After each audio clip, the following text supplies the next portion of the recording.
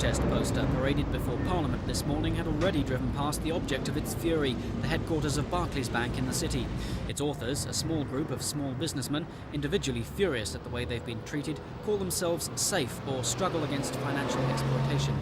And they all have a story to tell about Barclays. Property developer Brian Jones says his bank manager signed an agreement with one of his business partners behind his back, which later cost him almost £400,000. He says the bank gave him just over half that in compensation, but still denies liability. I'm saying that cannot be.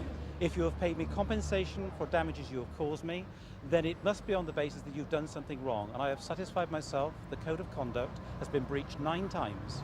And exporter Michael Cunnington says the failure of his Barclays branch to tell him of the arrival by fax of a letter of credit lost him a deal in Poland and more than $560,000 in profit. I think they're deficient in their duty of care to a customer. I think it's completely unbusinesslike. Furthermore, it's ironic that this incident should have followed Sir John Quinton's signed advertisement in the national press saying how good a service they offer to small businesses. And they obviously don't. This time last year, Norman Lamont called in the chairman of all the major banks to explain themselves after furious criticism from small businesses. What emerged was a voluntary code of conduct, but today SAFE said that is meaningless. It's like a nice pamphlet they've brought out, which is public relations. And it just is a great way of getting new customers. But at the same time, they don't do anything about it because nobody can enforce it anyway.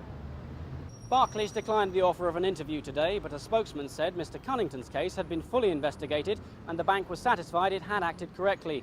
There was no comment on Mr. Jones' case, that's with the bank's lawyers. Barclays maintains that it does take all customer complaints very seriously. This is David Strawn for Thames News.